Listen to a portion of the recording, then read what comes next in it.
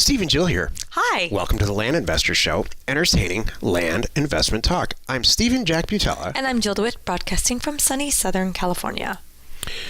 Today, Jill and I talk about mailer pricing. How do you price your mailer? Using Zillow, Trulia, Redfin, and DataTree algorithms. All of them or just some of them? Interesting this stuff. This is going to be really, I'm been waiting for this show. I saw the title coming up. I'm like, oh, this is going to be one of our biggest ones. This is Data Week this week. You know how there's Shark Week on cable TV? It's Data Week. It's Data Week. And I will fully confess that Shark Week is probably more interesting, but a lot less profitable for nearly all of us. Wait. Shark Week is more profitable or Data Week? Data Week is more profitable. See, she's already not listening. No, I really wasn't. Gonna be right. I'm gonna be honest with you, Jack. I was halfway into a doodle. I know, I can see. Before we get into the show, let's take a question posted by one of our members on the landinvestors.com online community. It's free. It's gonna be fun to see what my drawing looks like at the end of the show. I know. A completed drawing. Okay. Stephen. Is it really Stephen? Asks? I guess we have another. Okay. Anyone practicing holding deals till I have a buyer? Deeds. Oh, excuse me. Anyone practicing holding deeds till they have a buyer to keep the purchase amount hid? Oh, I know this is not without risk, but I was wondering if anyone practices this to not have your buyers be able to look up what you just paid for a lot you are reselling. That's kind of funny. I don't think it matters. If it matters. I don't think. This matters in houses, by the way. If they see what you bought it for, they're going to try to negotiate a better deal. It didn't slow us down. It hasn't slowed us down, though, because we don't hold back recording house deals. Actually, that's how I was going to answer the question. If you have a buyer that's real concerned about that, then they're not the right buyer. It's like you go everywhere you go, they're making money off it to get it to you. The only way you're doing this is if you live on a farm and you grow your own food, and build your own car. We all know that the next person's making some money off it. It's just you want to make sure that it's a good amount and they feel good about their price, the purchase. So I actually don't think this matters. I've never even really thought about it, There's times that here's for example, I look up what people paid for their properties. I like to know, and because sometimes it makes a difference. And honestly, I want them to feel good about selling it to me. I want them to make some money off it, and then me to make some money off it, and the end user to really feel good. That's one of the reasons that I chose you. Oh, here's why. Thanks. There are certain people and certain cultures around the world who if given the opportunity and the chance, will negotiate with the person until they're dead. Until the person that they're negotiating with, every single penny is soaked out of that person, and they're half dead staring up at you and wondering what just happened. That's not how we do business. Right. And there are some people that I learned this very early on in commercial real estate, that back then that drove the culture. Right. I think you're hurting. I know you're hurting yourself in the end, from a reputation standpoint, from a stress standpoint. I think that in a good real estate deal, everybody should walk away saying, you know what, we did okay. You're right. We solved and the we know seller's all problem. the numbers. Yeah. And nobody gouged anybody else or did anything crazy to the next person. Because you know what, you're right. How long do you want to be in this business? We choose to be in this business for life. Reputation is only a very small part of it. Right. It really is. It centers around that. There's a culture about negotiation. I mean, think about in bazaars all over the world, negotiation is how they do it. Right. I mean, even we've done it, Jill, went on vacation and stuff just for fun. Mm-hmm. And I don't enjoy it. I really don't. I don't want to pay retail on anything, I'll tell you that. Do you know what's funny about that? But I'm not sitting around I'm not trying to put somebody out of business. Do you know, here's what's funny. I don't know if it's age or if it's my financial status now, but when I was younger, I used to think it was fun and I was really hoping to get a good deal. kind of thing. When I was we're in Mexico on vacation, like traveling, and I'm buying jewelry. I don't know why it all comes back to jewelry, but it does. So it does right now. It does. I wonder why. I don't know. It fits on a boat. So but I used to try to get a good deal, right? That was my whole thing. Now I look at them going, you know what?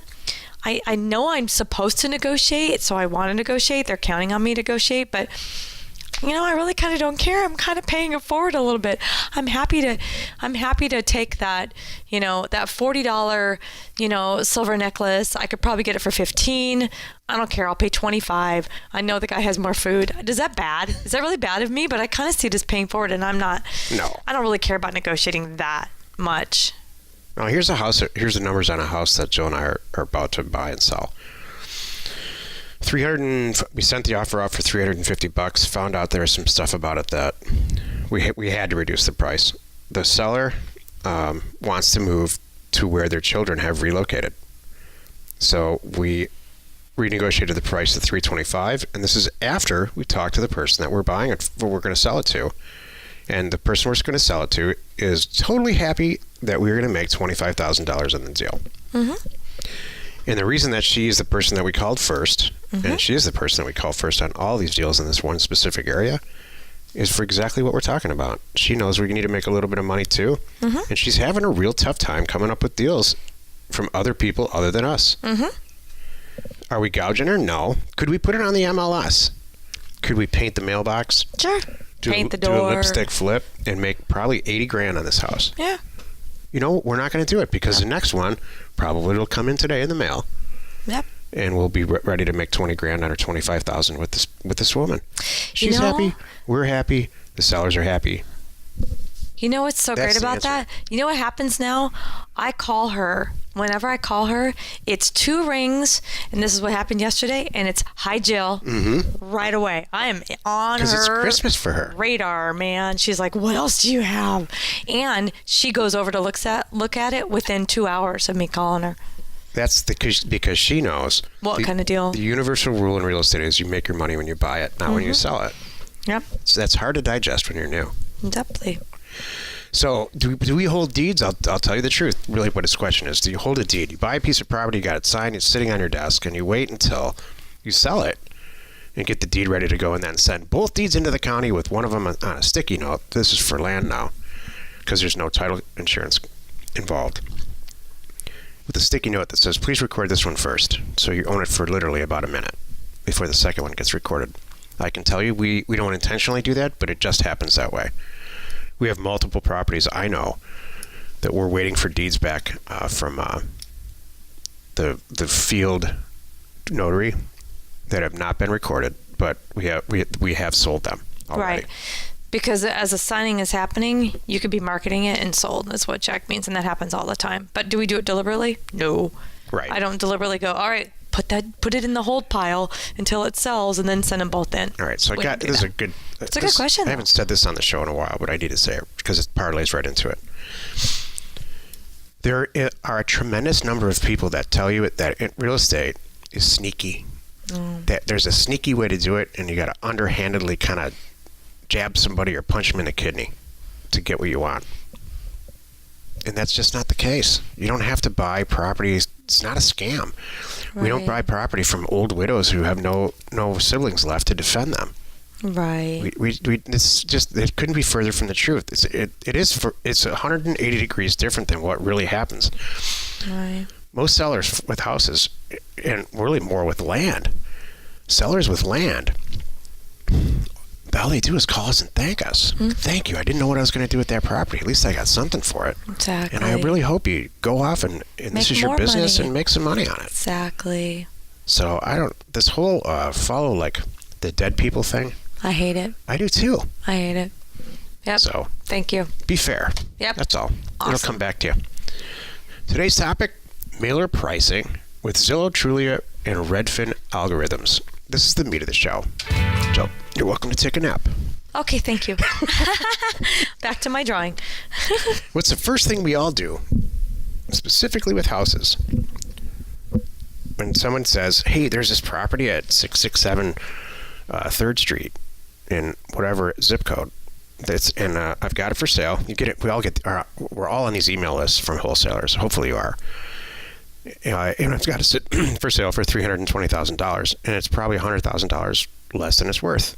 The first thing we do is put it into Google, and either Zillow, Trulia, or Redfin, not so much DataTree, pops up, and their algorithm says, "Yep, the property's worth $420,000, and these guys are selling for $350,000."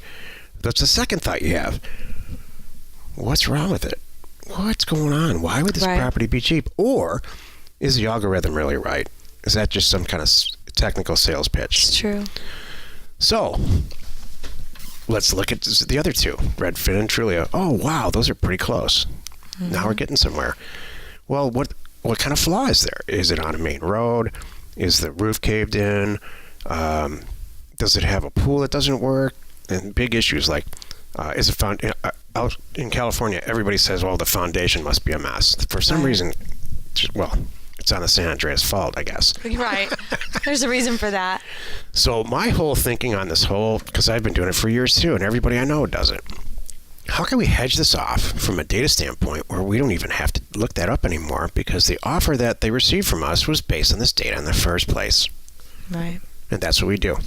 We use those algorithms. We literally hire a company overseas that charges us $3 or $4 an hour per person in a mailer when I'm all done with it. And I've taken out everything that I take out, mortgages and everything else, to look up the values and literally put them in there. Put them right in the data set, and then I price it that way. I'll remove, in certain markets, I'll reduce the price $80 or $90 or $150,000. In California's case, it's way more than that. In the center part of the country, it's way less than that.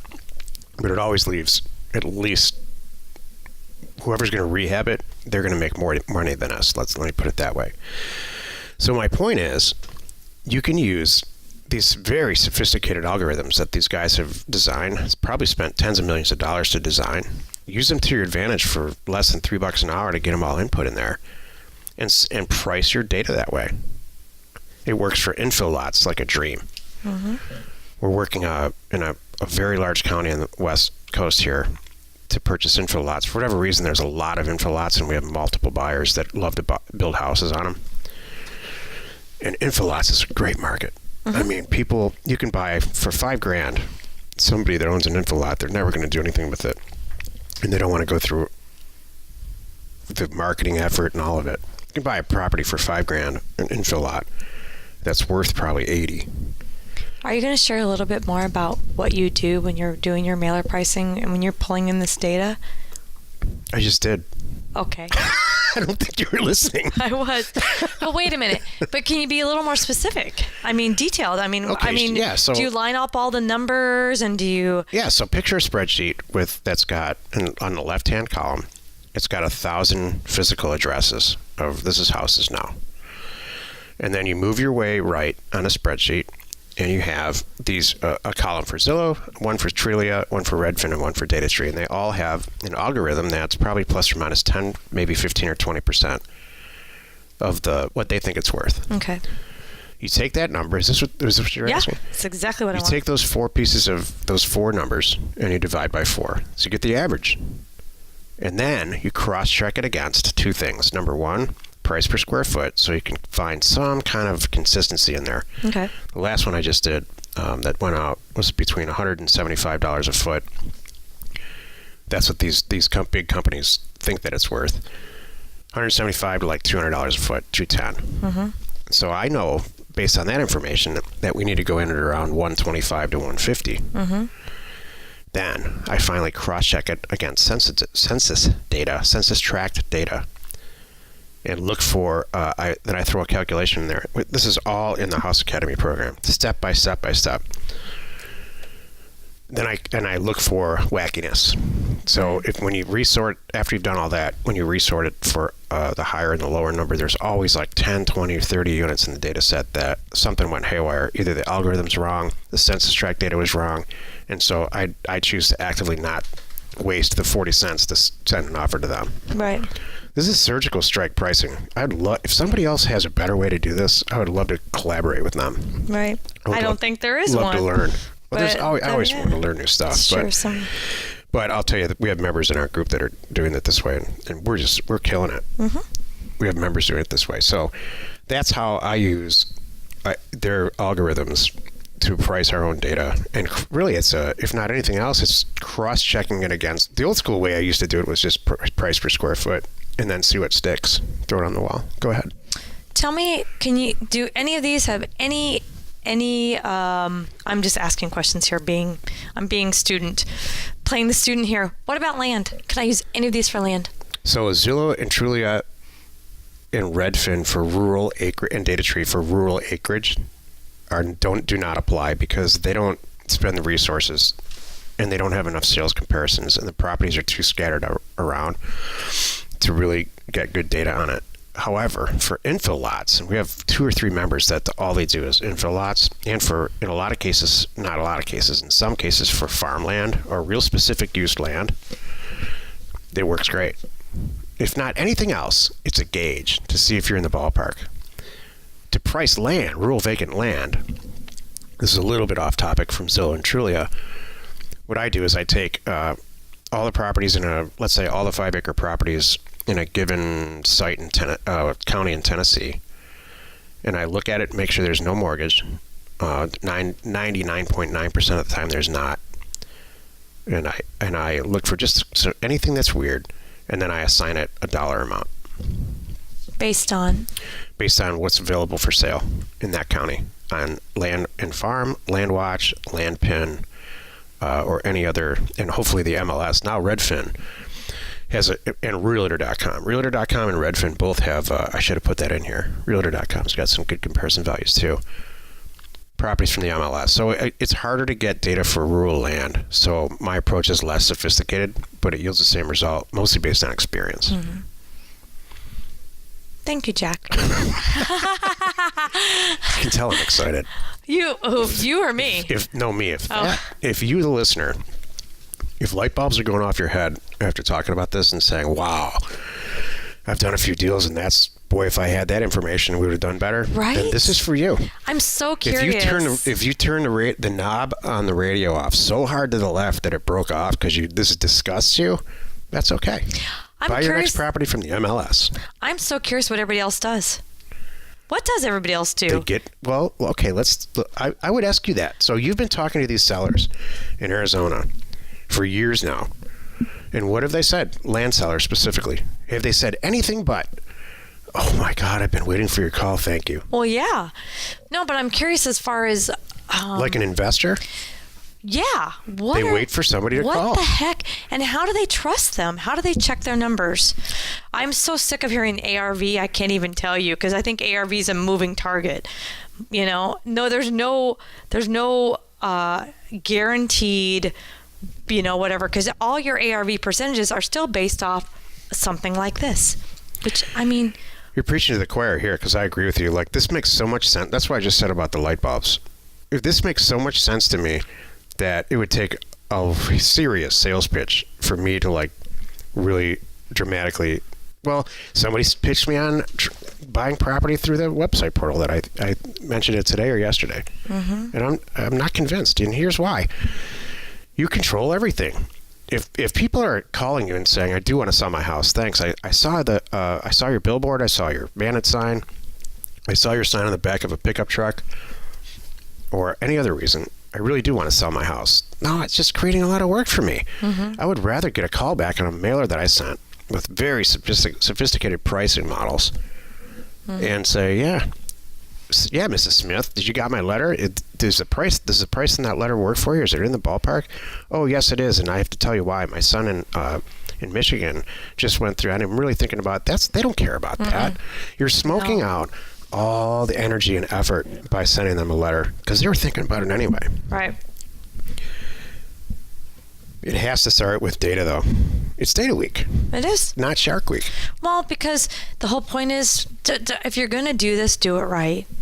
That's it. If you're going to go through all the motions of getting the assessor information, all the ownership information, and you're going to put the effort in to get the mail out there, why not do what wins, which is, hey, let's first use a little extra effort to reach the right people, check.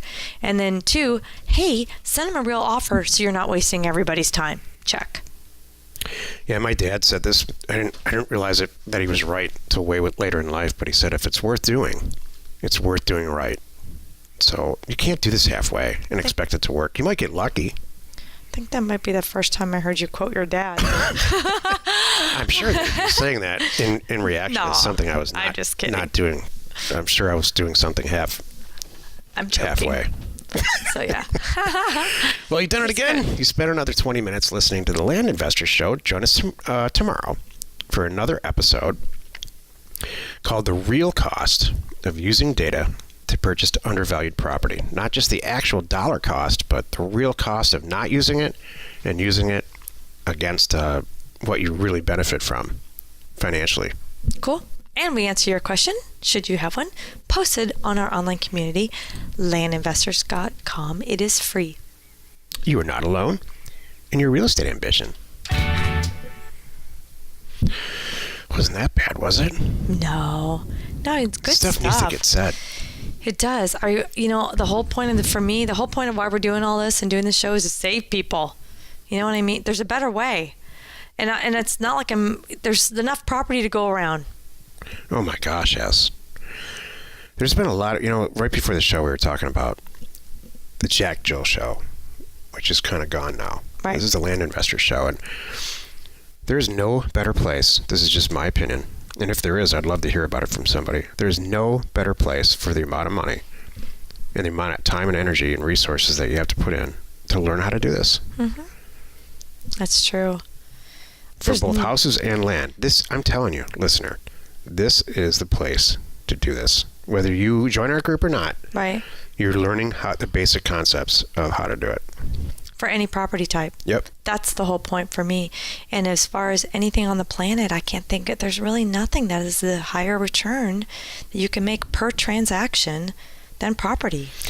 We have people emailing us every single week and in a bigger perspective every month that say some version of, we're not a part of your group, but we took your concepts and now we're buying apartment buildings all over the West Coast and we've made tens of millions of dollars and thanks very much. Keep it up. Exactly. Yep. So if that's how you choose to use this, then that's great. Exactly. Thank you. Hey, if you like this, share the fun by subscribing on iTunes, wherever you are listening. And while you're at it, please rate us there. We are Steve and Jill. Information and inspiration to buy undervalued property.